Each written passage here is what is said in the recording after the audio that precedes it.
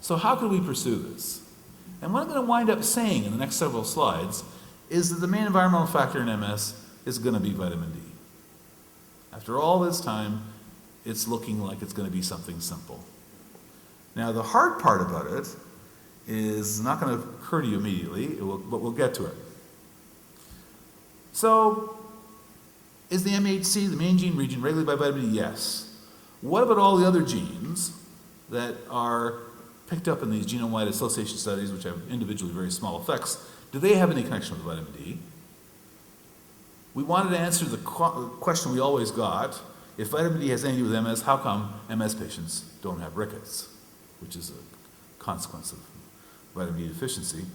And what happens if you have the genetic defect in the enzyme which makes vitamin D active, 1,25-alpha hydroxylase, and the people that have that have vitamin D deficient rickets because their vitamin D doesn't work properly?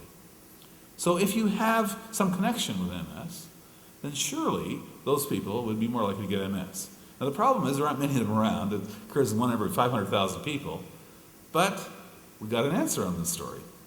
It's quite extraordinary. The fourth piece of information to pursue the vitamin D thing was looking for rare variants in the key pieces of the vitamin D metabolism. And obviously one candidate would have been this very enzyme, the mutation in which can cause vitamin D deficient rickets. And we'll come to that. Now the first thing that was done was to find out where in the genome vitamin D is active in regulating genes. And we published this last year. Basically, it turns out to be incredibly important. And you shouldn't be surprised, really, because it goes back to phytoplankton. So it goes back to ancient, earliest living form time. And over all that time, it's been co-opted by a variety of organisms to help regulate genes. And it makes a lot of sense when you think about it in evolutionary terms. Now, there are about 700 sites to which vitamin D binds in a resting cell. The cell's been stimulated. It goes up to about 2,500. So all these sites were localized. And the way it was done was like this. I'm sorry about this, is a slightly complex diagram, but basically you take the cells and you add in your vitamin D. You see where it's bound by breaking the DNA up into small bits, and you take the small bits and you isolate them by an antibody to that, and then those small bits get sequenced, and those sequences can be mapped back to the genome and tell you exactly where each one of those vitamin D molecules bound. And the results were incredible, absolutely incredible. First of all, vitamin D bound to a lot of places, and when we compared the genes that had been identified as playing a role in a variety of diseases, the vitamin D regulated genes were hugely represented in a whole list of diseases.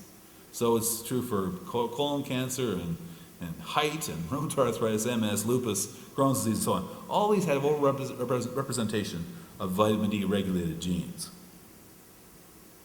Now what about MS? So these are the list of the top 12 hits from the genome-wide association studies, with the exception of HLA-DRB1, which is at the top.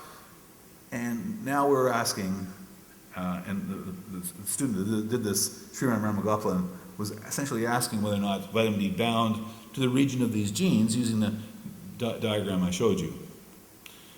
And the prior probability that binding would take place for any of these genes would be, it's hard to estimate, but it's approximately 1 in 30, roughly, as an estimate.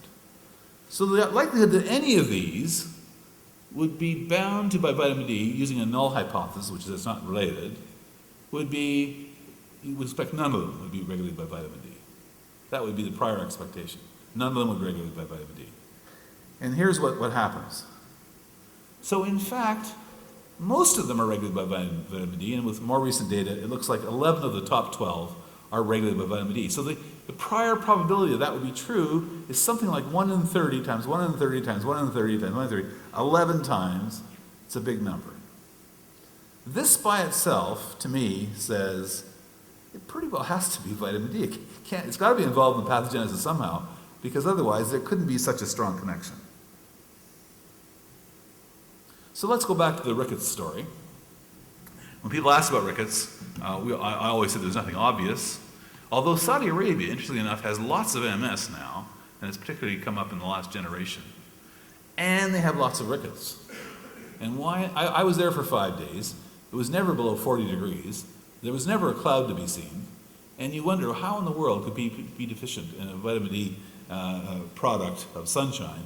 And the answer is, in 5 days, you know how many women I saw outside during the day? 0.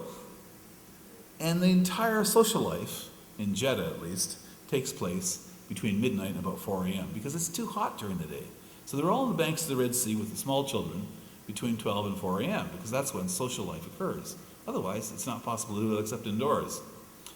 And so this has a lot to do with that. The other thing is people cover up for religious reasons, and they're indoors. And so, in fact, women in Saudi Arabia are commonly vitamin D deficient, even to the point of getting rickets. So it just goes to show you that you can't just simply take the obvious thing like just latitude and make any clues. You have to look a little further.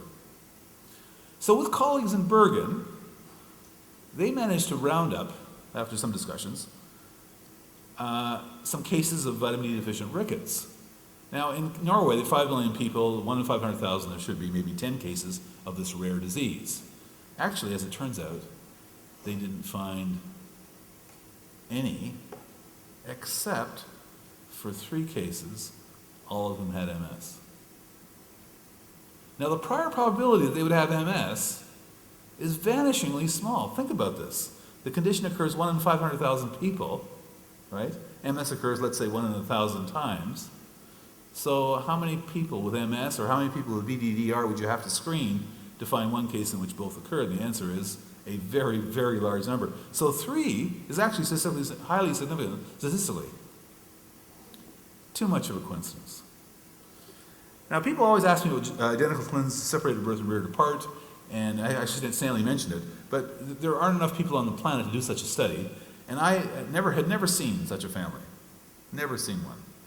And just recently, I did see one, and it has an Irish connection, so you might find this interesting. Pair of twins, they're from the northwest coast of Ireland. And when they were born, one had a heart murmur, the other one didn't. They were clearly identical in every other respect. And their family doctor told them that the one that had the heart murmur should not go outside. And the parents took the doctor at his word, and she was not allowed to go outside. It was not outside for the first 18 years of her life. She developed rickets, and she developed MS. And her identical twin sister, who was allowed to be outside, didn't develop MS. So that's the only case I know of. But it's not inconsistent with the hypothesis. So, recently, in the last couple of years, it's been possible to do whole exome sequencing.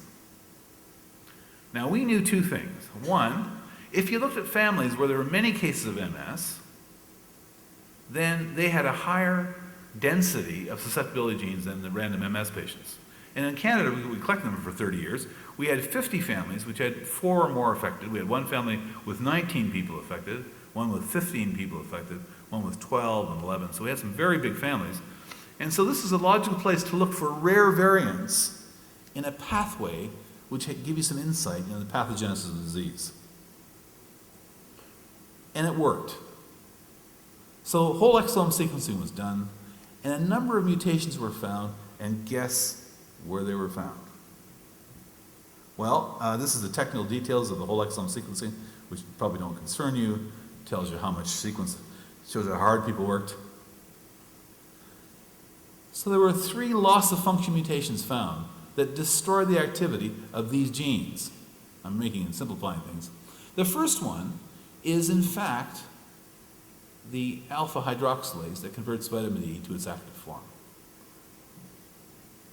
And this is now looking at, now this accounts for a minority of cases, so you can get to vitamin D deficiency usually by just environmental sort of deprivation, but what this shows now is you can get there through a genetic means by having a defect in the enzyme which converts it to its active form.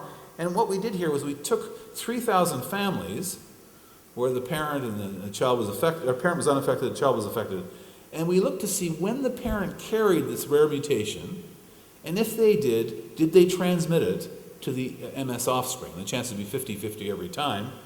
And there it was. We had 1 and 2 times 1 and 2 times 22, 18 times, and 18 out of 18 were transmitted.